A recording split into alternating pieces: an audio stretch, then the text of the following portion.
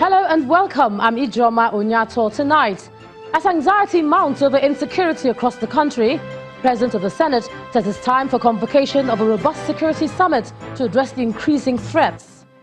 President Buhari gives assurance of tackling wanton killings across the country, says security remains top priority of his administration.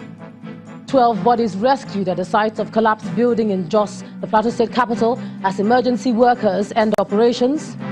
And President Donald Trump says he's not a racist following the outrage over his Twitter attacks on 4 U.S. congresswomen.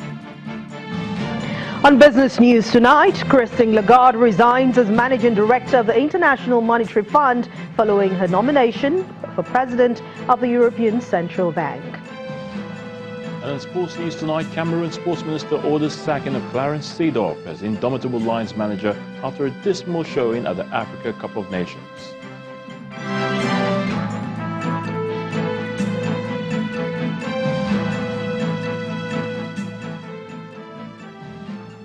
In what appears to be a major step to kickstart the process of solving some of the security challenges facing the country, the President of the Senate, Ahmed Lawan, today proposed a National Security Summit to tackle the problem. This proposal formed part of discussions at plenary today, following a motion raised by Senator Ayo Akinelure concerning the murder of Mrs. Funke Olakunrin, daughter of Afenifere leader Pa Ruben Fashion-Roti, and other killings across the country. Our correspondent Terry Ikumi reports. Lawmakers in the upper chamber of the National Assembly, all smiles, exchange handshakes with the President of the Senate, Ahmed Lawan, as he arrives to preside over the first plenary of the week. Before dealing with emotions on the order paper, a point of order is raised on the murder of Mrs. Funke Olakunrin, daughter of the leader of the Pan-Yoruba Socio-Cultural Organization, Afenifere. The Senate notes the rising level of insecurity in our nation and the deplorable incessant killings of kidnapping of people by some criminals through incessant bush attack on our major highways. Further note, the gruesome murder of Mrs. Funke Olakunrin. Mrs. Olakunrin was killed by armed men on Friday, the 12th of July 2019, while traveling along the Benin-Ore Expressway. The lawmakers condemned the numerous recurring killings in the country, and the President of the Senate makes a suggestion that could tackle the security situation in the country. We have to demand, Mr. President, an action by our security forces. We have to demand an action by the presidency. We need to stand up and find a solution to this problem, Mr. President. It's very obvious that our internal security is in shambles. It's nothing to write to be vowed. They've not even started anything at all. We don't have any internal security, so we cannot even be talking of next level. It will be the duty of this Senate to hold an all-encompassing and all-inclusive National Summit on Security, including the executive arm of government, of course, because we have to work together with them to ensure that we address this situation. This is not the first time, however, that such proposal would be made. In fact, the 8th Assembly organized the Security Summit, which had in attendance the Vice President Yemi Osinbajo and the service chiefs. There have been questions about the implementation of the report of that summit, which came with several recommendations to curbing the security challenge in the country. The Senate observes a minute of silence for Mrs. Olakunrin and other Nigerians who have suffered similar fate. Lawmakers in the lower chamber also lent their voices to the state of security in the country. Mrs. Olakunrin and others were heading to Lagos from Akure in the morning when gunmen suspected to be herdsmen attacked our vehicle, shooting sporadically at them. We need to review the security architecture of this country. Then we need to invest more in intelligence gathering, most especially in the area of social engineering, using human resources to get sensitive information. The federal lawmakers want the security agencies to swiftly commence patrol on the nation's highways to curb the increasing kidnappings and killings and assure travelers of their safety. Terry Ikumi, Channels Television News. Meanwhile, President Muhammadu Buhari is affirming that his government will continue to ensure the safety of lives and improving security in the country. The president also believes that those criticizing what he describes as isolated cases of insecurity in the country are not patriotic.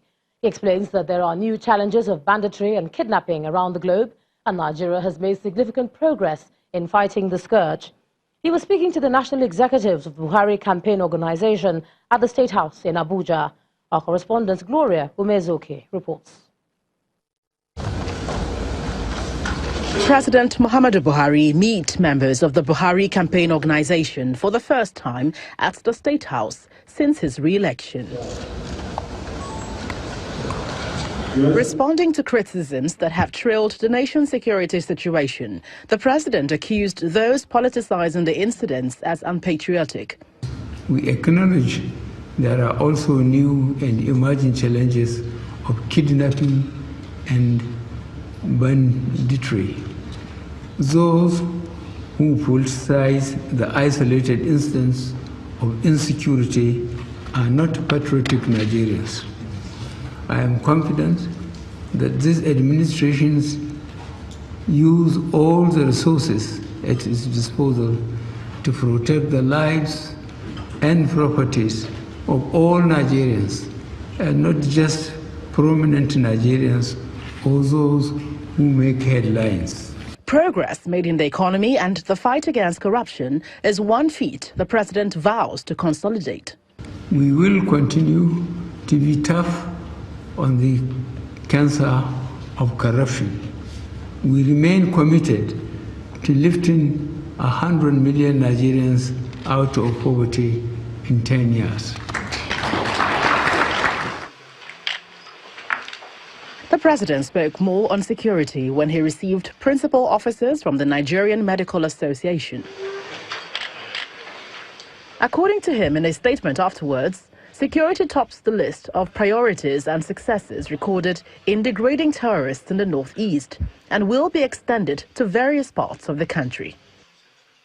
Meanwhile, the Nigerian Medical Association congratulated the president on some of his achievements as they point out grey areas. We are not satisfied with the progress that has been made at the level of the primary healthcare centers. We have suggested to the president that we should look at ways of encouraging the states to employ medical personnel and other health professionals so that we can properly staff those at the primary healthcare centers. The president is making it clear, in spite of criticisms, that issues of insecurity, unemployment, health and even education will improve remarkably in the nearest future, especially when states live up to their responsibilities. From the presidential villa, Gloria Umezuki, Channels Television News. While the main opposition party, the People's Democratic Party, is asking the president, as a matter of urgency, declare a state of emergency on the nation's security. The PDP chairman made the call at a news conference in Abuja, and according to him, the call became necessary as a result of the rising cases of killings and kidnappings across the country. Mr. Secondos says that the advice was necessary in the light of those killings. The PDP national chairman also asked Nigerians not to trivialize the issues.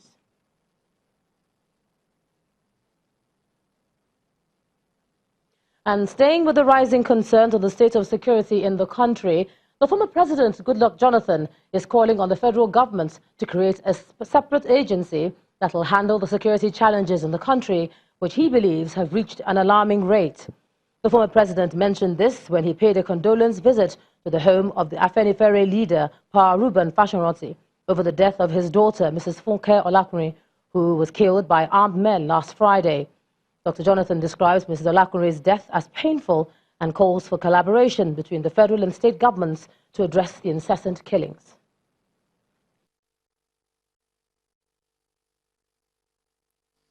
It's a painful day to all of us because we know we all die.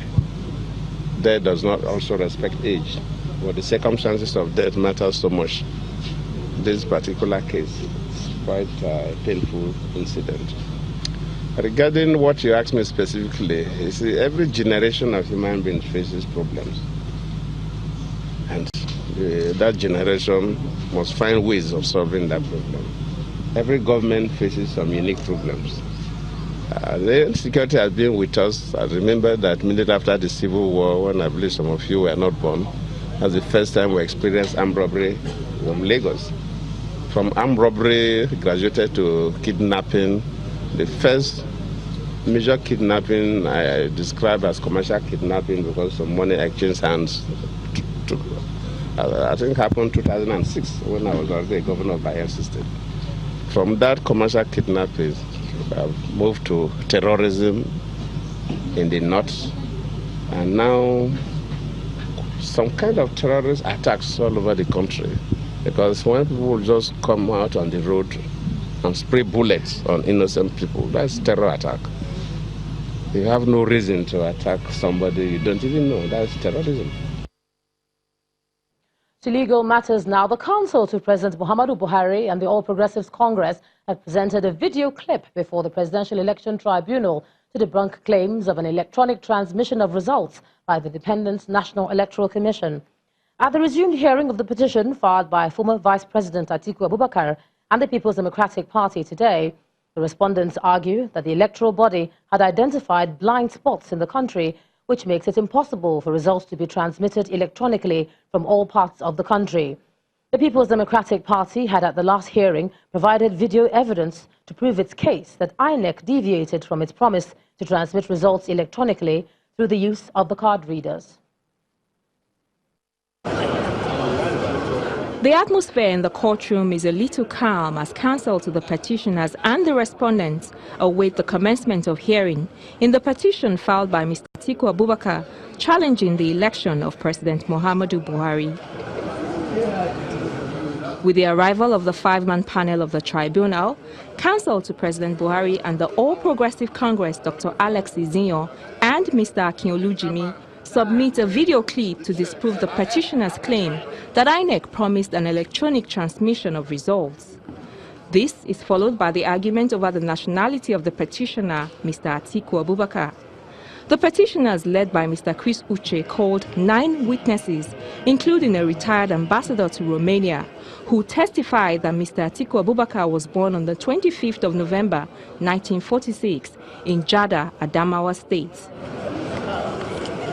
Lawyers to President Buhari and the All Progressive Congress countered this claim as they insist that Jada was a part of northern Cameroon until the 1961 plebiscite made them Nigerians.